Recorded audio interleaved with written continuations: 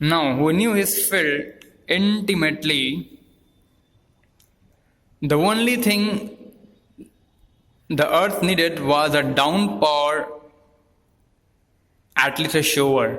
शोवर का मतलब होता है बारिश की बूंदे, कम से कम लाइट रेन, हल्की हल्की बूंदे, हल्की हल्की बूंदा बूंद बोलते हैं ना, बूंदा बूंद बारिश, बूंद वाली बारिश, कम से कम वो मिल जाए, या फिर डाउन पौने की तेज मूसलाधार बारिश मिल जाए की आवश्यकता थी। Through out the morning Lencho, who knew his field intimately, had done nothing else but see the sky toward the northeast. सुबह के समय की बात है। Through out the morning Lencho, who knew his field intimately, had done nothing else but see the sky towards the northeast. भरी morning यानी कि पूरी सुबह, पूरी दिन वह लेंचो किसान क्या कर रहा था? उत्तरी पूर्वी छोड़ के आकाश को बैठ करके, पूरे दिन बैठकर उत्तरी पूर्वी छोड़ के आकाश को देखने के अतिरिक्त और कुछ भी नहीं किया पूरे मॉर्निंग वो लेंचो किसान।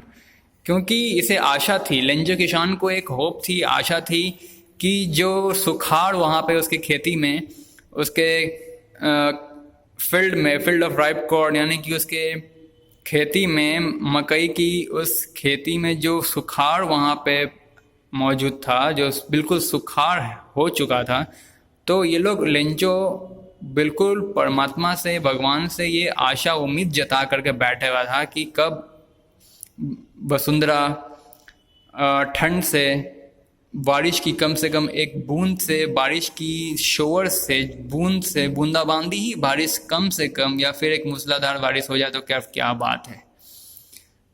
मूसलाधार बारिश या फिर बारिश की कुछ बूंदों से उसका बगान, उसका खेत लहला उठे, इसी आस से, इसी होप से वह उत्तरी पूर्वी छोड़ के उस आकाश को बैठकर देखता रहा। बड़ी morning, through out the morning का मतलब, कहने का मतलब है पूरी सुबह, पूरी सुबह वो बैठकर उत्तरी पूर्वी छोड़ के आकाश को ही निहारता रहा, इसके अतिरिक्त और कुछ भी नहीं किया वो लेंचो। आगे देखते हैं। Now we are really going to get some water. Women अपनी पत्नी को कहता है, अब किसान, अब हमें लगता है कि हमें कुछ पानी मिलने वाली है।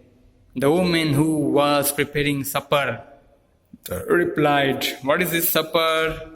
सपर को कहते हैं रात्रि का हल्का भोजन, light meal of the day, रात का हल्का खाना, last meal of the day, that is called last meal. Supper को कहते हैं लास्ट मील, आखिरी भोजन। दिन का आखिरी भोजन कब करते हो? रात को ही ना करते हो, इसलिए इसको आप रात्रि का भोजन भी, रात्रि का हल्का भोजन भी कह सकते हैं। ठीक है, तो वो वुमेन क्या करी थी? The women who was preparing supper replied, वो कहती है, उसकी पत्नी ही होंगी, पत्नी तो जिक्र कर नहीं रहा है ऐसे, वो औरत कोई महिला थी जो कह रही है, यस गॉड विलिंग, या परमात्मा इच्छुक हैं, हमारे पत्र को उन्होंने लगता है देखा पढ़ा है, इसलिए हमारी हर एक इच्छाओं को, हमारी आशा पर खड़े उतरने को तैयार हैं भगवान। The older boys were working in the field, एक ओल्डर बॉयज यानी कि एक बूढ़ा, एक ओल्डर मतलब बूढ़ा एक लड़का, कुछ लड़के थे, ओल्डर बॉयज यहाँ कह रहा है, कुछ बूढ़े लड़के थे, वे working in the field while the smaller ones were playing near the house until the women called to them all. बूढ़ा बच्चा क्या कर रहा था? फील्ड में, खेत में काम कर रहे थे कुछ बूढ़े बच्चे लोग, पुराने बूढ़े बच्चे लोग नहीं होते, ओल्डर बॉय यानी कि पुराने बच्चे लोग खेत में काम कर रहे थे, जिसमें से कोई एक छोटा वहीं आसपास कहीं खेल रहा था। where smaller ones were playing near the house, घर के बगल में खेल रहा था एक छोटा बच्चा, उनमें से एक छोटा बच्चा घर के अगल बगल खेल रहा था। कब तक खेलते रहा? जब तक कि वो महिला उन लोगों को बुलाती नहीं है, कम फॉर डिनर, डिनर के लिए आ जाओ, जब तक महिला उन्हें आवाज़ नहीं देती है, तब तक वो पुराने बच्चे खेत में काम करते रहते हैं, और जबकि उनमें से एक छोटा बच्चा मकान के बगल में खेला करता था।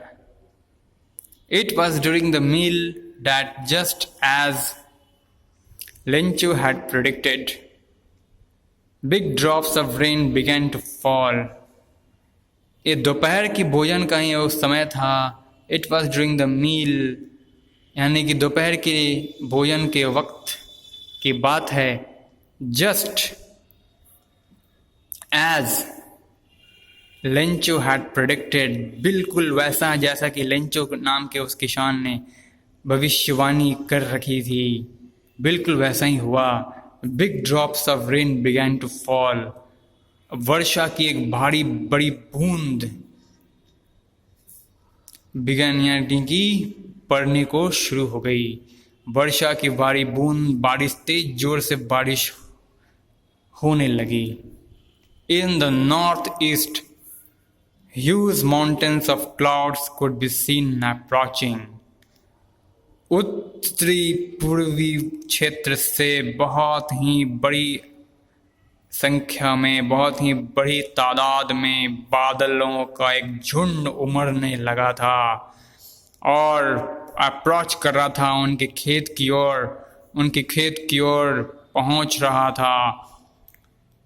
देखा जा सकता था उन्हें अपीयर होते हुए, मतलब एक बहुत बड़े बादलों के झुंड को उनके खेत की ओर पहुंचते हुए देखा जा सकता था, वो लोग देख सकते थे। The air was fresh and sweet, हवा बहुत ही मधुर हो चुकी थी, मधुर के साथ साथ बहुत ही फ्रेश भी हो गई थी, ताज़ी एवं मधुर हो चुकी थी। बहुत ही जो हवा उस समय जो बह रही थी बादलों के आने से, जो आप देखो होगा मौसम जब सुहाना होता है तो हवा कितनी मधुर और फ्रेश हो जाती है, ताज़ी हो जाती है। तो हवा उस वक्त का काफ़ी मधुर और तेज़, ताज़ा और मधुर था। The man went out for no other reason than to have the pleasure of feeling the rain on his body. आदमी घर से बाहर निकल गया भोजन छोड़ करके, क्या पता क्या किया होगा, भोजन छोड़ ही दिया होगा। जो खाना मील के सामने बैठा हुआ था, खुशी के मारे इतना एक्साइटेड हो गया कि भोजन वगैरह छोड़ करके फटाक से घर से बाहर निकल करके आनंद लेने के लिए। होता है कभी कभार गर्मी से त्राहिमाम जब हम लोग हो जाते हैं तो अचानक से सुहाना मौसम होता है, तो फिर छोड़ छाड़ के जो भी काम कर रहे हैं निकलते हैं बाहर मौसम का आनंद लेने के लिए। ठीक उसी प्रकार से वो आदमी भी घर छोड़ के तुरंत बाहर निकलता है, उस फीलिंग को फील करने के लिए, उस ठंडी ठंडी फीलिंग को फील करने के लिए, आनंद को फील करने के लिए निकल पड़ता है। अपने बॉडी पर, अपने तन पर बारिश की बूंदों को आजमाने का, एक आनंद लेने का, बारिश की बूंदों का आनंद लेने के लिए वो घर छोड़ के निकल पड़ता है। And when he return he exclaim, और जब बारिश की बूंद का अपने शरीर पर, अपने बदन पर आनंद लेने के बाद जब वह घर वापस लौटता है तो वह समझाते हुए कहता है कि these aren't raindrops, ये रेन ड्रॉप्स ही नहीं, ये रेन ड्रॉप्स नहीं है, ये बारिश की बूंद नहीं है। फॉलिंग फ्रॉम द स्काई से गिरने वाली ये वर्षा की बूंद नहीं है। क्या है? दे आर न्यू कॉइन्स, ये एक स्वर्ण मुद्रा है, एक नई एक मुद्राएं हैं। The big drops are 10 cent pieces and the little ones are 5s। बड़ी ड्रॉप जो हैं, बड़ी बूंदे जो हैं, वो एक प्रकार से 10 cent pieces हैं, और जो छोटी वंस हैं वो 5 pieces के हैं। मतलब जो बड़ी बूंद हैं वो 10 कॉइन्स की हैं, 10 मुद्रा वाली हैं, और जो छोटी छोटी बूंदे हैं वो 5 प्रकार के सिक्के वाली हैं। ये कहता है वो किसान।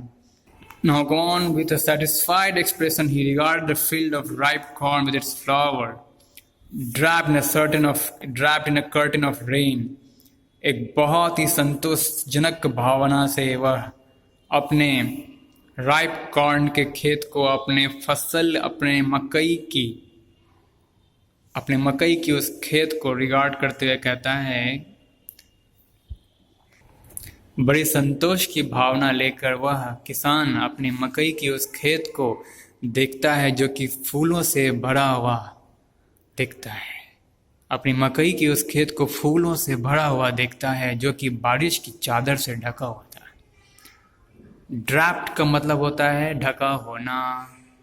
Draped in a curtain of rain, draped in a curtain of rain यानी कि बारिश की चादर से ढका हुआ देखता है। बहुत ही संतुष्ट होता है ना जनरली, जब आप काफ़ी खुश हो जाते हो, इतने संतुष्ट, इतने प्रसन्न हो जाते हो कि आप संतोषजनक भावना से आप अपने मकई की उस खेत को, जिसमें आपकी आस्था है, जिसमें आपका, जो कि आपका रोज़ी है, रोटी है, परिवार की जो रोज़ी और रोटी है आपके परिवार की, उसके तरफ आप नज़र उठा कर क्या देखते हो? उसकी तरफ आप नज़र उठा करके आप उसे यही देखोगे कि वो फूलों से भरा पड़ा है, फूलों से सुसज्ज है, जो कि बारिश की चादर से ढका हुआ था। यानी कि फूलों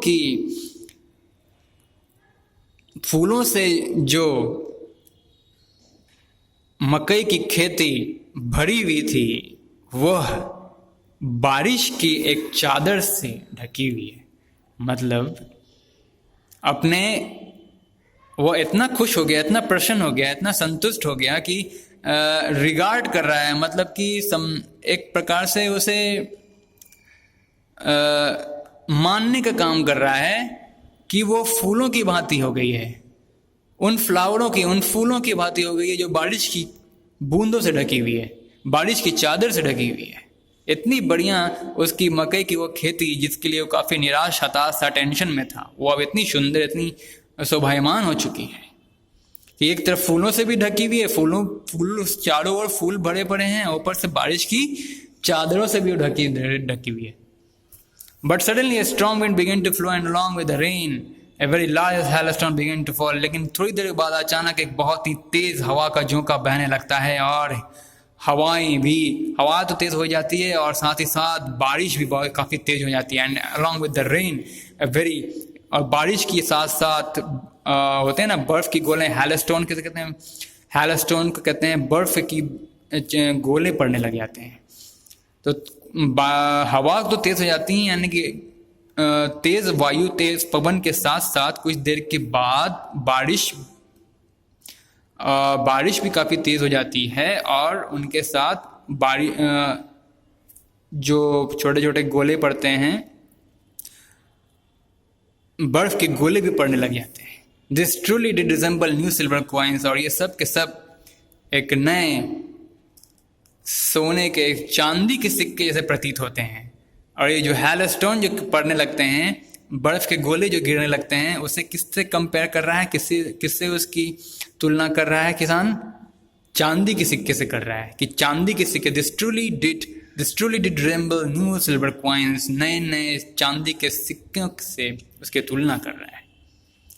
the boy exposing themselves to the rain ran out to collect the frozen pearls.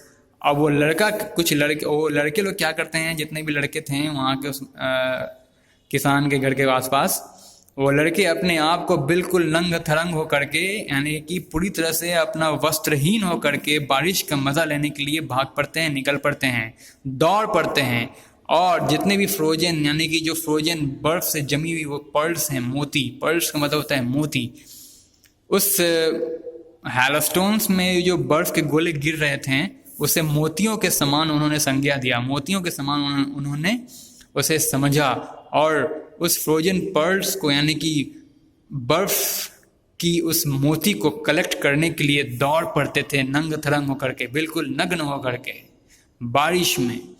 बारिश का तो मज़ा लेंगे ही, साथ ही साथ वो जो बर्फ की मोतियाँ थीं उन्हें भी कलेक्ट कर लेंगे।